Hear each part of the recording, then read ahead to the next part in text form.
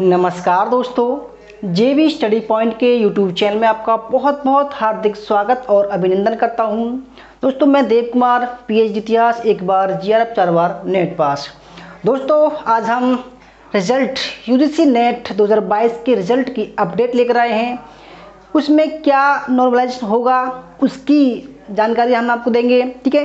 कितनी मेरिट लगेगी और जो भी डिलीट सवाल हैं, ठीक है, जो डिलीट सवाल हैं उनका क्या होगा, किस किस को फ़ायदा होगा, आज इनकी सबकी जानकारी आपको मैं देने वाला हूँ, ठीक है। दोस्तों आइए यूजीसी नेट रिजल्ट, ठीक है, क्या फॉर्मूला है। अगर आप हमारे चैनल पर नए हैं और आपने अभी तक हमारा चैनल सब्सक्राइब नहीं किया है तो प्लीज़ दोस्तों सब्सक्राइब कर लीजिएगा। उसके पास में जो बेल आइकन उसको प्रेस कीजिएगा, जिससे कि आने वाली वीडियो को नोटिफिकेशन पहले उसकी वीडियो को लाइक और शेयर जरूर कीजिएगा। दोस्तों बहुत ही काम का चैनल है आपके लिए, सभी सब्सक्राइब कीजिएगा, ठीक है, सपोर्ट कीजिएगा हमें, क्योंकि हम आपके लिए बहुत ही मेहनत करते हैं। जेबी स्टडी पॉइंट का ऐप आप डाउनलोड करके देखो। ऑल इंडिया इतिहास की एक प्रतियोगिता हम शुरू कर रहे हैं, उसका हम भाग 2 जो 14 नवंबर को एग्ज़ाम होगा, उसका टेस्ट होगा, उसमें पार्टिसिपेट कर सकते हैं। उसमें इनाम भी है आपकी सभी के लिए, ठीक है। आप उसको इंस्टॉल कीजिए, रजिस्ट्रेशन कीजिए। ये हमारी कुछ पुस्तकें हैं दोस्तों, ठीक है, भारतीय इतिहास, प्राचीन भारत का इतिहास और मध्यकाल भारत का इतिहास। अब देखो बात करते हैं कि भाई, अब बात करते हैं कि नॉर्मलाइजेशन क्या होता है, ठीक है। नॉर्मलाइजेशन क्या होता है, ध्यान से समझिएगा भाई, देखो ध्यान से समझिएगा, ठीक है। कैसे बनता है भाई, क्योंकि देखो यूजीसी नेट में किसी सब्जेक्ट में एक शिफ्ट होता है और किसी में होता है 2 शिफ्ट। जब एग्ज़ाम में 2 शिफ्ट आती हैं तब जो है नॉर्मलाइजेशन बनता है, ठीक है। तो देखो कैसा बनता है नॉर्मलाइजेशन, उसका मैं आपको बताऊंगा, बड़ी सिंपल। दोस्तों देखो आपके एग्ज़ाम में 2 पेपर होते हैं, ठीक है। पेपर 1 50 सवाल और टोटल कितना हो गया 100 नंबर का। पेपर 2 में 100 सवाल और नंबर कितना हो गया 200 नंबर। देखो बिल्कुल ऐसा मान लीजिएगा आपसे संबंधित जानकारी है, सारी जानकारी, टोटल हो गया 300 नंबर, ठीक है। जैसे कि अब बात करते हैं भाई शिफ्ट फर्स्ट में। शिफ्ट फर्स्ट था आपका कठिन, ठीक है, शिफ्ट फर्स्ट था आपका कठिन, क्योंकि सब बच्चे शिकायत करते हैं कि भाई सर हमारा तो कठिन पेपर था, सेकंड शिफ्ट का आसान था, अब क्या होगा, हम तो फेल हो जाएंगे। दोस्तों होता क्या है, आयोग को सब पता होता है कौन सा कठिन है कौन सा आसान है, तो वो क्या करता है नॉर्मलाइजेशन करता है। अब वो नॉर्मलाइजेशन क्या होता है, कैसे बनता है, देखो अब कठिन जो एग्ज़ाम है दोस्तों, उसमें 5 बच्चों ने एग्ज़ाम दिया।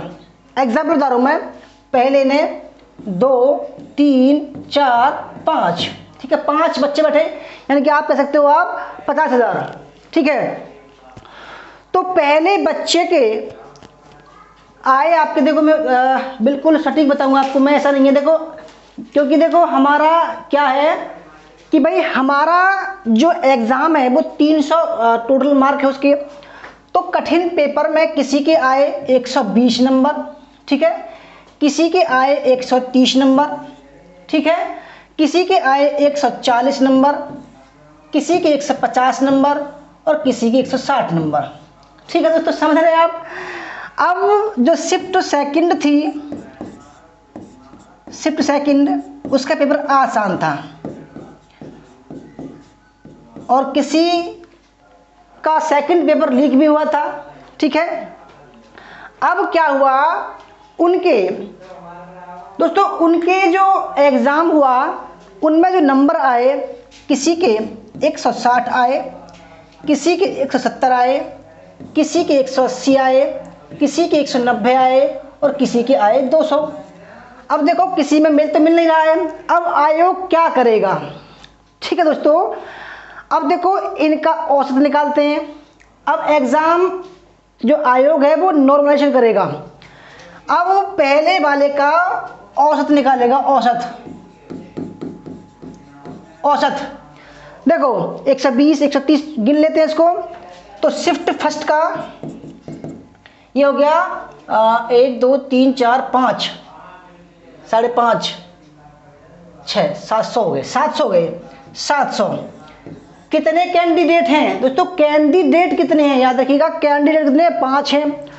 तो बटा 5, 5 एकम 5, 2 बचा, तो 5 चौक 20, 140।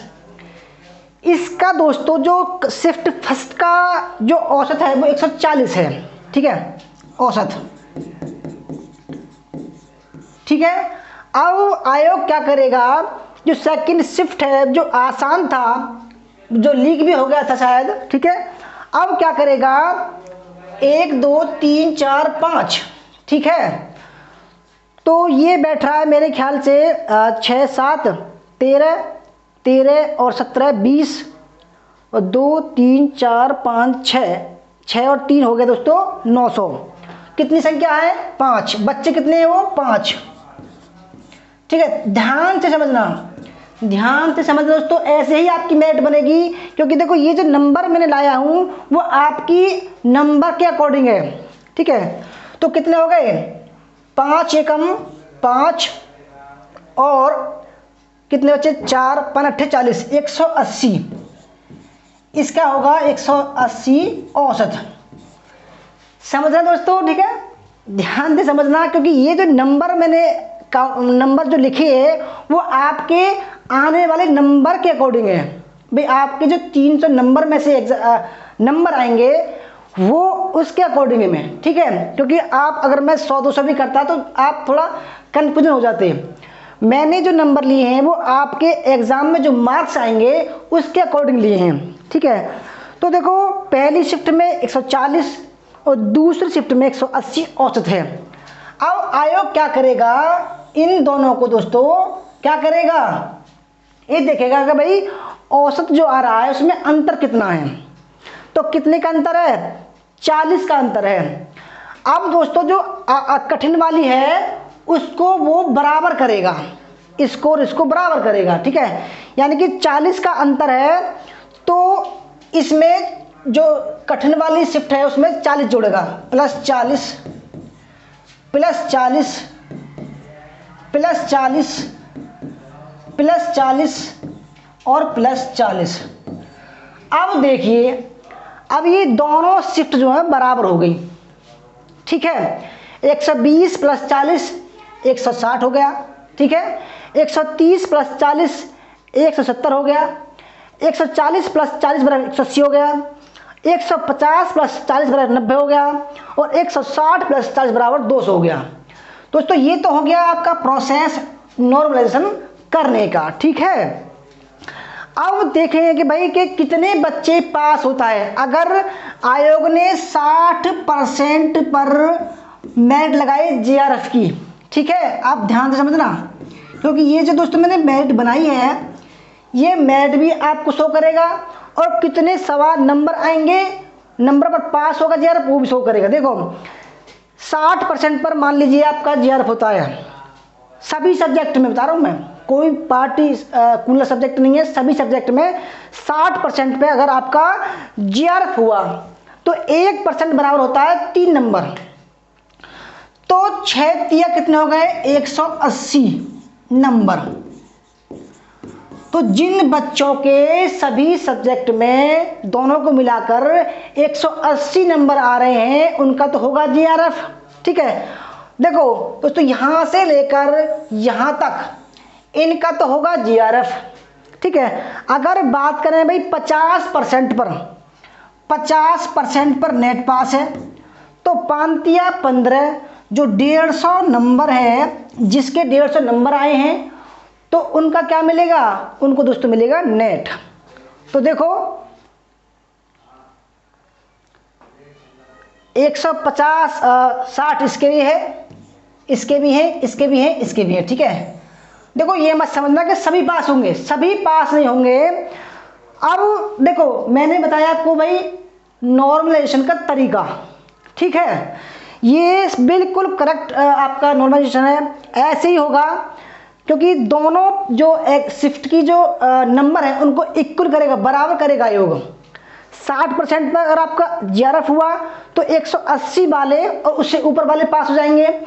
अगर 50% पर नेट हुआ, ठीक है, मैं बता रहा हूँ जनरल वालों का अगर हुआ, अगर देखो अगर आप सभी कैटेगरी से अलग अलग हैं तो आप इसी में से 2-4% घटा देना, ठीक है।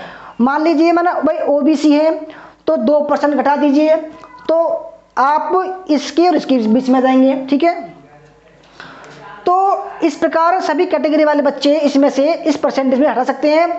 और ये जो नंबर हैं इनमें आप लगा कर देख लीजिए ना कहाँ पर आपका नंबर आ रहा है, ठीक है। देखो मैंने जो नंबर ये लिए हैं आपके अकॉर्डिंग लिए हैं क्योंकि आपका जो पूर्णांक है वो 300 का है, ठीक है दोस्तों। अगर बात करें कि भाई मेरिट बनती कैसे है, मेरिट बनती कैसे है मेरिट, तो देखो दोस्तों पेपर वन में जो SC ST, ठीक है, का होना चाहिए 35% या 36% मान लीजिए 36, देखो 36 मतलब हो गया 18 सवाल ठीक होने चाहिए, ठीक है। SC ST का पेपर फर्स्ट में 18 सवाल ठीक होने चाहिए और पेपर 2 में इनके ही 36% का मतलब हो गया 36 सवाल सही होने चाहिए, ठीक है। अगर किसी बच्चे के इस तरीके के नंबर आते हैं, सवाल सही होते हैं, तब उनको जो है कहते हैं भाई एक गोला के अंदर रख दिया जाएगा कि भाई टॉप इनमें से ही टॉप 6% जो है इनमें से जो टॉप हायर यानी कि जो दोनों पेपर में पास हुए हैं उनका जो टॉप 6% है उनको नेट GRF होगा, ठीक है। ऐसे ही अगर जनरल OBC और EWS की बात करें तो देखो पेपर फर्स्ट में उनके लिए कितना कंपलसरी लाना, उनके लिए 20 सवाल यानी कि 40% नंबर लाना ज़रूरी है, ठीक है। और पेपर 2 की बात करें तो 40 सवाल उनके लिए भी 40% यानी कि 80 नंबर लाना कंपलसरी है, ठीक है दोस्तों। तो अब क्या होगा, जो भी ये बाउंडेशन को पार करेंगे उनको एक तरफ कर लेंगे और उनमें से टॉप 6%, और देखो जो टॉप 6% है हर एक कैटेगरी के हैं, हर एक कैटेगरी के बच्चे उसमें होंगे, ऐसे नहीं है, सभी के टॉप 6% हर एक कैटेगरी के बच्चे शामिल होंगे। जैसे कि SC के टॉप 6%, ST के टॉप 6%, जनरल के टॉप 6% अपनी ही कैटेगरी में, ठीक है। OBC के OBC कैटेगरी में टॉप 6%, EWS के अपनी कैटेगरी में टॉप 6% पास होंगे, ठीक है। तो टॉप 6% जो है पास होंगे। देखो ये आपने समझी कि मेरिट कैसे बनती है। अब बात करते हैं कि भाई जो भी सवाल डिलीट होगा उसमें फ़ायदा किसको होगा। दोस्तों जो सवाल आपका डिलीट होगा, ठीक है, अगर मान लीजिए 150 सवाल थे, 5 सवाल डिलीट हो गए, ठीक है, तो अब क्या होगा, 300 का पूर्णांक था पहले, ठीक है, पूर्णांक 300 का था। अब क्या होगा, 5 सवाल का मतलब होगा 10 नंबर, तो अब होगा 290 नंबर, 290 नंबर में से आपका मेरिट बनेगा, ठीक है। तो अब अगर डिलीट होगा, ठीक है, तो दोस्तों या तो वो सबके ही नंबर कटेंगे, सबके ही नंबर कटेंगे। अगर सवाल डिलीट हो रहा है और उस सवाल के बदले आयोग नंबर दे रहा है तो नंबर दोस्तों सबके जुड़ेंगे, सबको नंबर मिलेंगे, ठीक है। अगर आयोग दोस्तों नंबर सवाल डिलीट कर रहा है, नंबर दे रहा है, ठीक है, तो सबको नंबर मिलेंगे। अगर डिलीट कर रहा है, नंबर नहीं दे रहा है, तो सबके नंबर कटेंगे, ठीक है दोस्तों, याद रखिएगा।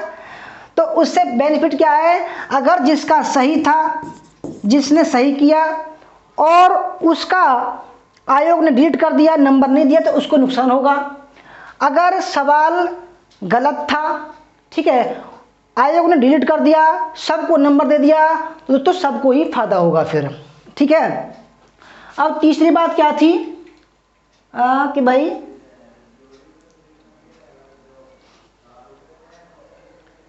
कितने परसेंट का पास होगा, टॉप 6% का हर एक कैटेगरी में। अब क्या हो रहा है दोस्तों कि भाई टॉप 6% न करके टॉप 3% दे रहा है, बहुत और टफ कर रहा है, ठीक है। तो देखो आपको ये प्रोसेस कैसे लगा, वीडियो कैसी लगी, अच्छी लगी तो लाइक करना, शेयर करना, कमेंट करना। और देखो नेट हिस्ट्री का नया दोस्तों बैच हमने शुरू कर दिया है, ठीक है।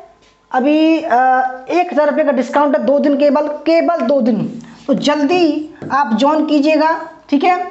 इसमें आपको theory class, practice set, mock test, daily 100 number का एक टेस्ट होगा हिस्ट्री का और 50 नंबर का होगा पेपर 1 का। दोस्तों हमारा नंबर है, जल्दी से आप जो है 82183451678755475312 पर संपर्क कर सकते हैं दोस्तों, या आप डायरेक्ट JB स्टडी पॉइंट का ऐप डाउनलोड कीजिएगा। और देखो एक और बता रहा हूँ मैं, ऑल इंडिया हिस्ट्री टेस्ट प्रतियोगिता हमने जो है लॉन्च किया, उसका दूसरा भाग है। तो 14 नवंबर को एग्ज़ाम होगा, टॉप 10 में आने पर आपको इनाम भी दिया जाएगा। तो धन्यवाद, जय हिंद, जय भारत, वंदे मातरम। आशा करता हूँ वीडियो अच्छी लगी हो, लाइक जरूर करना। Thank you.